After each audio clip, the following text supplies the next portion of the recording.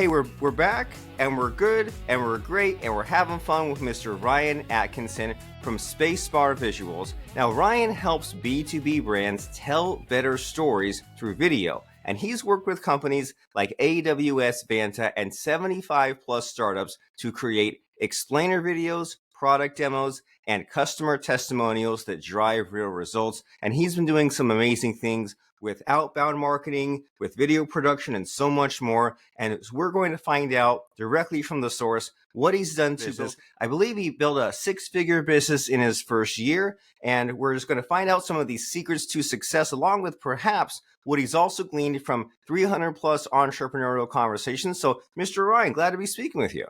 Yeah, Robert, thank you so much for the opportunity. Excited to be here, talk marketing with you. And yeah, it's going to be a good one. So yeah, thank you for the opportunity.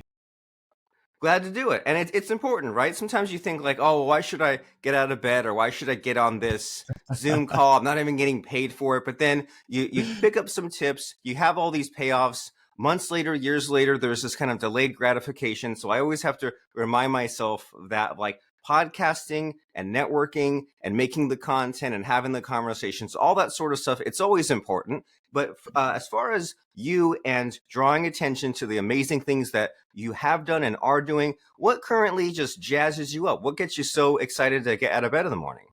Oh, that's such a great question. I think it's honestly like the opportunity to like lead individuals and help them reach like their professional and personal goals. So with like Spacebar Visuals, we've got some younger team members where like I talk to them daily about like what are those personal goals, what are you trying to do. I know Spacebar Visuals isn't your end goal in mind, and 100% like that's okay, because I know everyone kind of has their own goals on their team. So how can I set you up to get to there? And then I'm also part of the University of Iowa Tippie College of Business Young Alumni Board. And I only say that because it gives me an opportunity to mentor. Right now I have like 3 people I'm mentoring that are all sophomores to seniors in college, and honestly just being able to help shape like the younger generation. I'm only 26, so I'm not old by any means here. I am starting to get a few more wrinkles, but just be able to help them reach their professional and personal goals. Honestly, like what gets me jazzed up so much, I would say. I love it. And I think it's been very rarely to have someone ever ask me about my goals. And especially, I like how you framed it in kind of like an like employee perspective, right? Usually it's just like, oh, what can you do for me? Well, how can you put in work for my company? But you're saying, well, hey, like, as far as I know that you won't be here forever, like, what are your hopes and dreams? What are your aspirations? And so, I mean, in the spirit of that, what are your current goals, Mr. Ryan? What are you seeking in the coming years? Yeah, I think my biggest goal. So I've been writing Spacebar Visuals now for like 2 years or so. I've been doing it full time entrepreneurship now for like 15 months, 16 months, something around there. Our end goal really is to sell Spacebar Visuals within a 5-year time frame, 5 years or so. So that's really my big goal. That's like kind of I'm leading up to. I would love to sell it by 30 or so. Kind of go into that new season of life with selling a business already. So that's really my big goal. Then obviously we have like the micro goals that we try to get every month. So I'm a big goal setter. I mean, right here, my sticky note kind of has my weekly goals on it. Right here, a piece of paper that are my monthly goals. So I'm a big goal setter, and a lot of that is just honestly leading up to like potential sell of Spacebar Visuals. Well, great. So you have these different contexts, right? You have these different levels. You're like, here's the big goal, here's the monthly, and here's the weekly. And it's so simple, but it definitely warrants a reminder because so few people do it, right? You look at like the majority of population, they just kind of drift through life, and maybe they Yeah. revisit the goal setting every now and then. But if they do, they're not serious about it. They don't revisit it. So we definitely need to be tapping into some of that. And I revisit my goals all the time, every day. Sometimes I write it down. Sometimes I open a new Google document. I'm always like trying to Yep. hit my brain from different angles. And I love the repetition of it. I'm like, even though I wrote some of these goals and I hit some and didn't hit others, I'll redo it because I'm like, I know that I need to outsmart my brain and get some of this stuff done. And so with you being on this path to getting clients, growing the business, doing excellent work, getting on the eventual path to sell, what's the day-to-day like? Like, what's your typical client like? Man. What's the kind of work output? Oh man, yeah, the day to day. Oh man, it can vary so much. We're a team of 12, so I would say anything. an actual tip that I'd recommend anyone listening is before you even like start your work day is like you have to like fill up your cup first. So even before like I log on and start having podcast conversations, start interacting with employees, start interacting with customers, trying to get people in the door for Spacebar Visuals, I will start out with like kind of like my perfect like trifecta, what I like to call it. I like to work out first thing in the morning. I like to meditate for 12 minutes and I like to read for 15 minutes. Filling those three things up is just such a great way to like start your work day. So for anyone listening, find like 2 to 3 things that you can do before your work day that rejuvenate you, get you like excited. Day to day, man, it can really vary. I would say a lot of it, what my main focus on Spacebar Visuals, of course, is like leading and all that. But I handle like our whole sales cycle here. So I'm in charge of getting people into the door. I'm in charge of closing them, handing them off to our account managers. That's really like the most that I do day to day. But of course, as like an entrepreneur will know, like I have to do like our finances. I have to do account management still, even though we have like a team just aiding where I can. I have to do systems. There's just so much. So it really varies from day to day. And that's what I honestly love about entrepreneurship is it's something new every single day that I'm doing. I have like such ADHD. I feel like where like I need to be like trying stuff and like exposing myself to new stuff every day. So yeah, that's why I love entrepreneurship, but it can really vary every single day. And you hear about this a lot, this link between entrepreneurship and ADHD, and that it's a good fit in a crazy way, right? It kind of feeds Yeah. it when there's like the 17 or so hats, there's all these things that you have to do. And it's like there's the stress built in and that you never get it all Yeah. done. But then it seems like you push yourself and it's kind of like rewarding in a way there. And then it's also not forever, right? Because there's also these growth phases where you hand things off to other people once you Yeah. figure it out. And then like you've been saying is you definitely want to eventually sell this. And so that's kind of like the like your kind of like personal day to day. And then as far as like a typical client, like what's someone like that like? Like what's the before and after picture? Why does someone need you and what do they end up with once they're with you? Yeah, that's a great question. Phenomenal question. So we who we work best with. So we have worked with the AWS Vanta. We've worked with like the International Standards Organization. We've even done a video for the US Army. So we have done like those behemoth of clients that can afford basically anything. Who I like to work best with though are the marketing teams where it's like a 1 to 3 person marketing team. Like they're busy. They have so many different things that they need to be doing, but they want to do video. So who we really work best with are B2B software. Employee size is going to be like 10 to like 150. They're going to only have 1 to 3 marketing people on their team. A lot of them come to us because they need video. They know that it's engaging. It's like a great way to add something to their content that they need.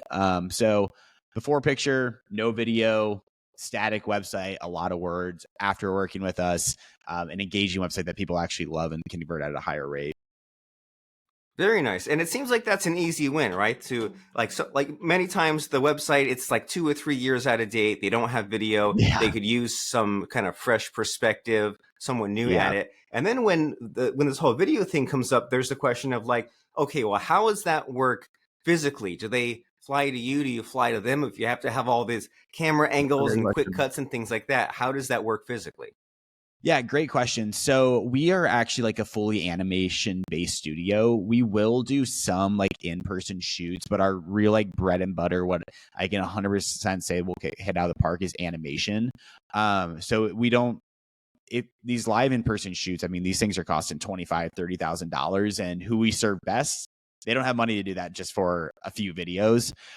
So doing animation allows us to save on all of those costs, and it really allows them to get these videos that are engaging because we work with software products. So these are intangible things that you can't feel, you can't buy it at a Walmart.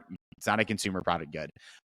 So animation is a great way to like bring those products to life through product screenshots, product videos, and make it look like very professional. So we don't do it. We'll do some in-person shoots we have, but our real bread and butter is truly like animation.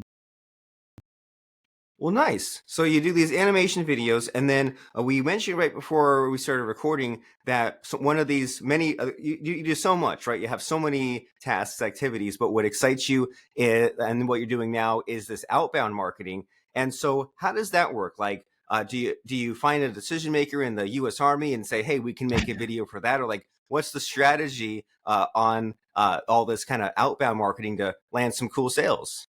Yeah, great question. What our strategy looks like here is, so we send about 10,000 emails a month. We have a few different like domains, so we're not sending from at Spacebar Visuals. We're sending from like at try Spacebar Visuals, the Spacebar Visuals, the Spacebar Visuals. That's at like the very basis of it. But basically, we're identifying our ICP. So we go after VP of marketing, CMOs, director of marketing, head of content, content manager at those variables I said earlier about who we go after. Then from there, we'll send them drip campaigns, automated sequences through HubSpot. Then we also send out emails to a list of about 3,000 over about a 3-week time. So it's split up to like 200 people in a list. We'll send that out every day with a free video offer to like really track them in. So there's a whole lot there. I'm happy to go into any more of those, but at a very high level, that's what our outbound strategy looks like right now. And it's always great to hear about that. It's kind of like, I can't decide if it's like silly the way it's turned out, right? Because it's like it sounds almost like all these ways to like get around not spamming, but also be kind of legit, because there are these businesses out there that they need your service, right? They need help Yeah. with the video, they need to convert better, and then it's like you're blocked in all these different ways on how you can even contact them, right? Like there's no way that you can do all the phone calls and who if they'll pick Yeah. up, and then the social media that's limited, so you have to like kind of do all these things. But it's always fascinating to hear about the multi-pronged strategy of just getting attention.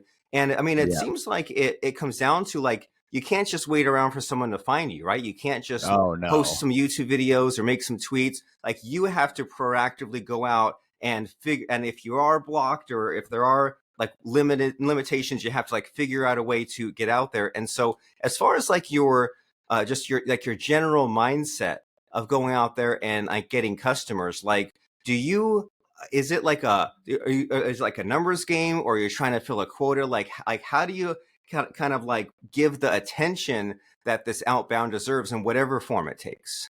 Yeah, great question there. So really, like what we do, like, it is a numbers game. So I was a BDR at HubSpot, which has like a phenomenal sales program, and like truly, what HubSpot teaches you is like be the hunter. When it comes to outbound, like you have to go out, you have to find these people. We don't really have an inbound strategy at all. It's something that we just haven't evolved to yet. But we will 100% get there. We'll start working on like our SEO and everything. Everything that we do right now, we turned off paid media. Everything is outbound. And this is truly how we have scaled to doing over like $20,000 a month, $30,000 a month is through all outbound. It is a numbers game, truly, but it's also having a good offer. The offer that we use is a free video on any package, and that's a great way to like book meetings. So all of our marketing emails that go out are promoting a free video. Hey, you want to spend 15 minutes to chat? All the sequences that go out to people are like, someone that started a new role, like, hey, I saw you start a new role, you want a free video. It's a lead magnet that we have right now that can get us. I know last month we booked, I want to say 13 to 15 meetings, and then January we did like 17 to 20 or something like that. So just having a really good offer at scale is the best way that you can really grow an agency to doing 20K, 30K a month. That's great. Well, I love your math and your energy and the hands-on aspect. Even as you're saying, you're so deep in it. You're like, hey, I know this is 18, right? I know what this number is. I know how many Yeah. meetings we do, and so that's great. That's great dedication and focus there. And since we're both podcasters, we both know that the real juicy, interesting stuff are the failures and the struggles. So, in terms of a struggle story, do you have anything to share with us about? I know you said like the business is still new-ish, but have you had any problems, Oh doubts, yeah. fears, frustrations in this current journey you're on? Oh yeah. Oh my God. Any entrepreneur that said that they didn't have doubts, failures, struggles, they're lying to you.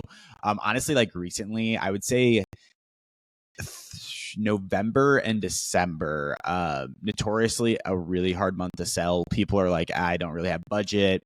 Let's put it off till the next year. Always a hard month to sell. looking back on those are like two of the worst months we've ever had at Spacebar Visuals. It was so brutal. And looking back on it, like I was so burnt out in those 2 months, like disgustingly burnt out, where like every day I was like, it was just like a vicious cycle of self-doubt. And it sucks. Like looking back on it, that sucked. 2 months of it. Fortunately, got like a really good recharge at the end of December, just going back home and like decompressing. Like I was so stressed out that I was just like, Mom, I'm going home. Like you have to like cook all my meals, do my laundry. Like I just need to sit in like the basement and like recharge. Got through that, and like early January was still a little burnt out. And then I remember like one day I was just like driving, and like literally how burnt out I was. I wouldn't listen to music. I would listen to like affirmations and stuff just to like try to get myself out of this funk. I was so out of it. And I remember January, like I started playing music again in my car, and it was just like a realization. It's like it was literally like I can hear the music again. Like it was like that sort of like, wow, like I'm not burnt out anymore. Like I got through those 2 hard months. Like I can kind of get through anything now. And so even when we have like bad weeks with Spacebar Visuals where we don't book, 5 meetings, 6 meetings, we don't close a deal, it's like, I got through November and December. Like I can kind of get through anything now. So that fresh perspective has been like really nice for me going into 2025.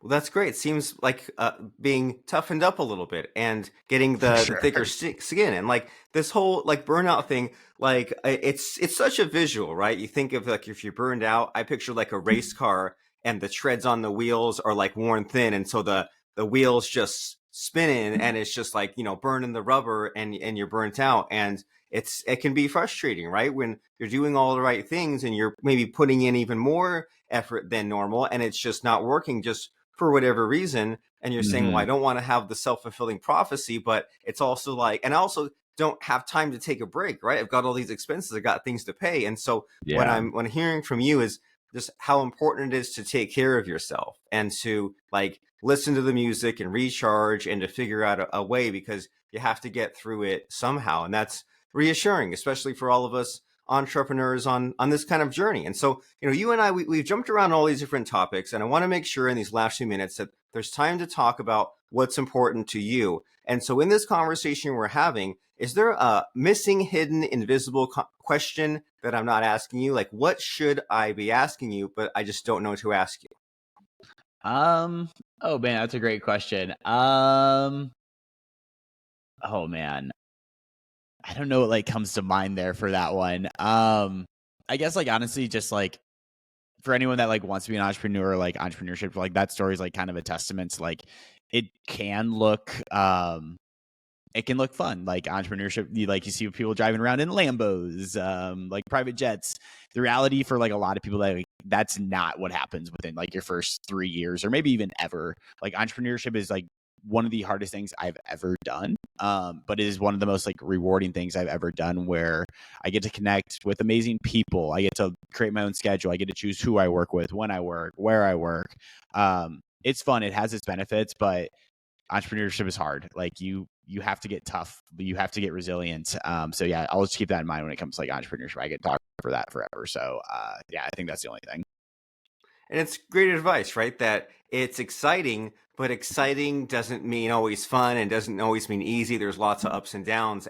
But the upside is that you say there's this freedom and there's this kind of no cap on the income, and there's this possible future in creating a company and selling it and creating a new one and just having this amazing lifestyle, because you only have one life to live. And what's the alternative? Be like, no offense to accountants, but you be accountant, sit and clock in, clock out. It's not for everyone, right? And we're living in this kind of modern era where we can choose to do what we want based on our personality and our goals and our energy and our drive. And so it's great to hear about. And so on the subject of getting more attention to you, right? That's why we're all here. It's great to come here and chat, but it's like, hey, let's pay some bills. So as far as some next steps here, if someone says, well, this Mr. Ryan Atkinson guy, he says a lot of things that I like. I want to find out more about him and Spacebar Visuals and his social media, etc. What are some next steps here? How can someone find out more about you?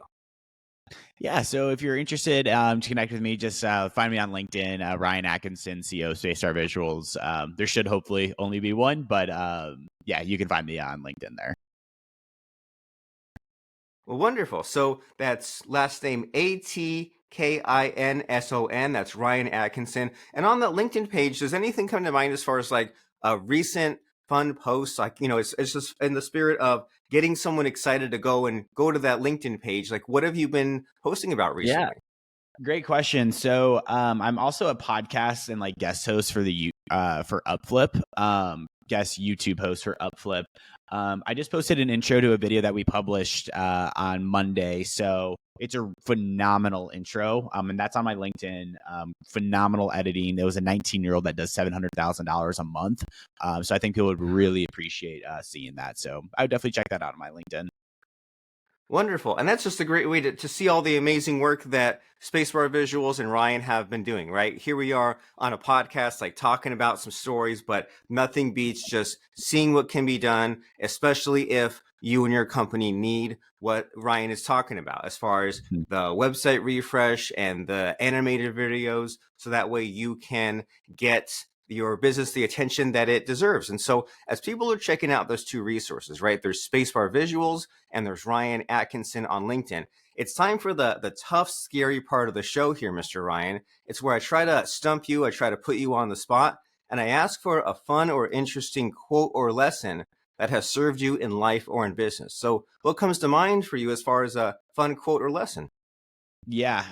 Honestly, one lesson that I learned from someone, his name's Scott Miller, is it was when early days of podcasting. Long story short, here is like if you want to appear big, like you have to like look big, like look professional. So that's why I invested in like a very nice microphone. I've got like a decent background. I have like my podcast on my computer on a stand here.